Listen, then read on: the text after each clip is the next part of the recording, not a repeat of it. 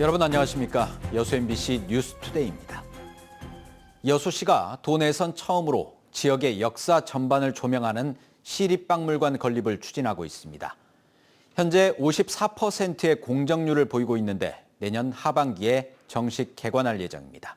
보도에 최우식 기자입니다. 여수 웅천 이순신공원의 시립박물관 건립 공사가 한창입니다. 지난 2018년 기본 계획을 세워 이듬해 국립박물관 설립 타당성 평가를 통과했고 지난해 10월에 공사가 시작됐습니다. 총 사업비는 317억 원, 지상 1층 규모로 현재 공정률은 54%, 내년 4월 준공되면 시운전을 거쳐 10월쯤 개관할 예정입니다. 여수박물관의 전시 주제는 여수와 바다, 선사시대부터 현재까지 섬과 해양, 산업과 생활의 변화상 전체를 고스란히 담는다는 의미가 큽니다. 지역의 역사를 중심으로 한 역사박물관 성격의 그런 종합박물관은 없습니다. 그래서 여수가 전남 동부권에서 최초로 이런 공립 역사 중심으로 한 박물관을 건립한다는 게 가장 큰 의미가 있다고 봅니다. 사람이 새겨진 유일한 고인돌인 오림동 암각화 고인돌과 임진왜란을 승리로 이끈 전라 좌수영의 역사, 거문도 사건과 여순 사건, 여수 국가산업단지와 2012 여수 세계 박람회까지 세계 어디에도 없는 여수만의 역사가 여수박물관에 전시됩니다. 현재 여수시가 소장하고 있는 유물은 여수 총세력과 수군 조련도, 통제 20 수군 대처피 탁본과 팔사품도 등 16,000여 점, 국립광주박물관과 순천대 박물관 등 타 지역에 있는 유물도 12,800점에 이릅니다. 여수시는 특히 여수의 오랜 역사와 문화를 보존하고 지역의 정체성을 확립하기 위해 차별화된 컨셉트를 설정하는 데 초점을 맞추고 있습니다. 우리 지역의 역사를 담아내는 것 자체가 그 여수 박물관의 차별성으로 보여줄 수 있습니다.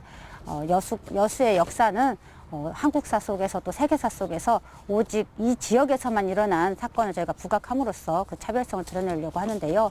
지역의 핵심 문화시설이 박물관이어야 한다는 역사 인식 속에 여수박물관은 여수를 대표하는 역사 문화 공간으로 새롭게 자리 잡을 전망입니다. MBC 뉴스 최우식입니다.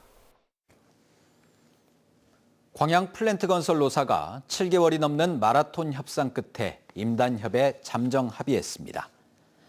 광양 지역 플랜트건설 노사는 지난 4일부터 집중 교섭을 진행해 전 직종 임금 인상과 여름철 유급 휴가 확대 등 주요 쟁점 사안에 대해 잠정 합의했습니다.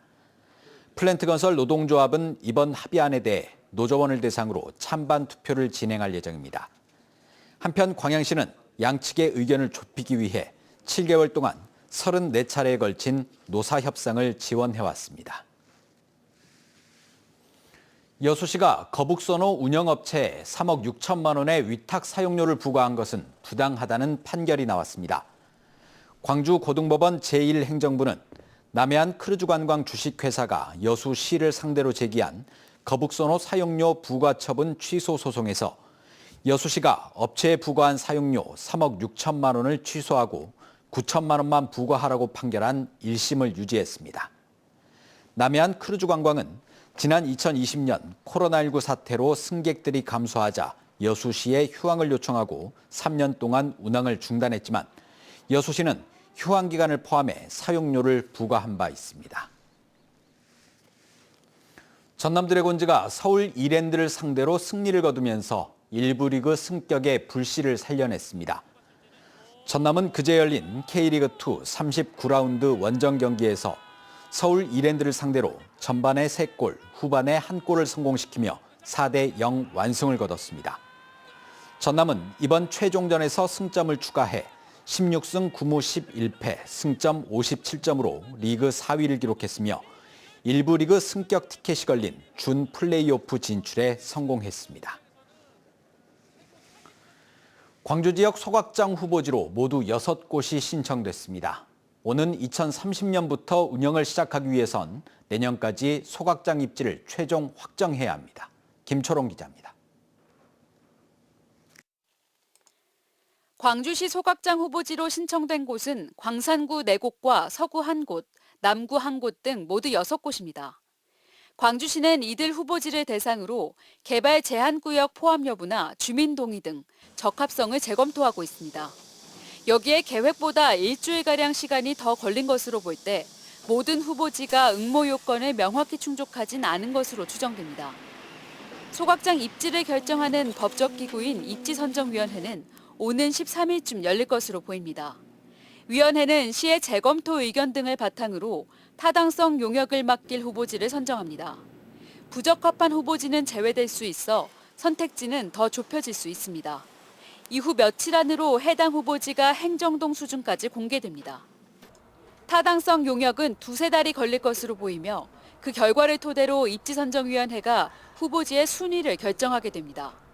1순위 후보지는 그 후 7개월간 영산강유역환경청의 전략환경영향평가를 받게 됩니다.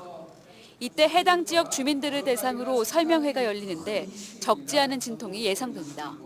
주민설명회가 반대에 부딪혀 열리지 못할 경우 소각장 사업이 미뤄질 가능성도 있습니다.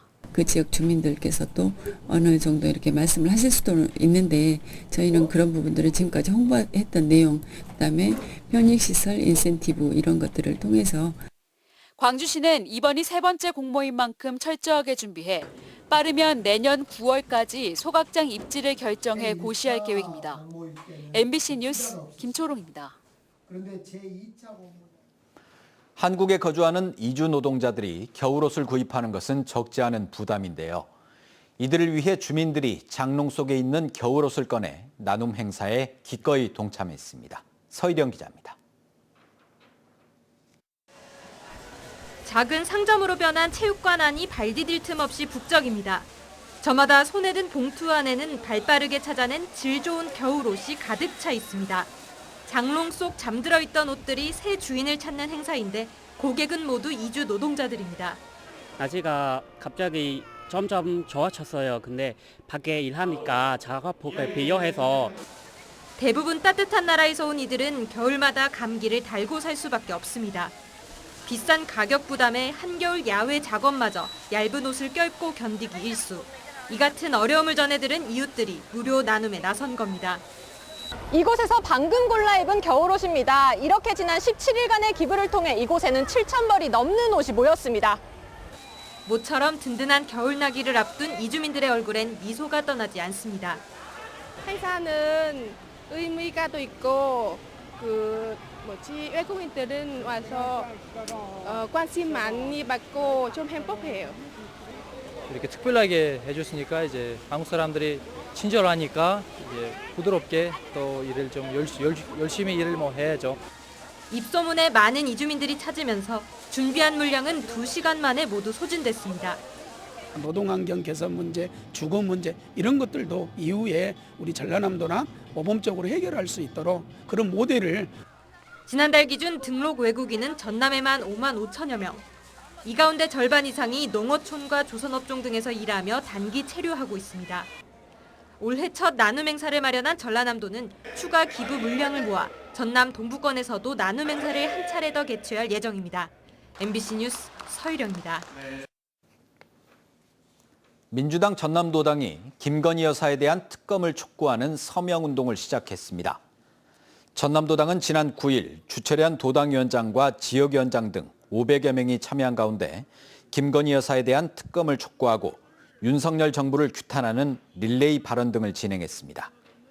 민주당 전남도당 10개 지역위원회는 유동인구가 많은 주요 지점에 부스를 설치해 서명운동을 이어갈 예정입니다. 광주시가 답보 상태에 머물러 있는 공항 이전에 대한 해법을 찾기 위해 여론조사를 실시합니다. 광주시는 이달 말 전문기관에 의뢰해 광주공항 무한 이전에 대한 무안 군민들의 찬성, 반대 의견을 조사할 예정입니다.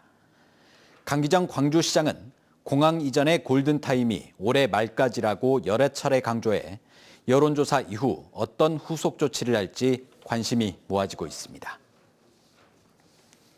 전라남도가 전국에서 가장 많은 규모인 4,573억 원의 공익직불금을 21만 농가에 순차적으로 지급합니다.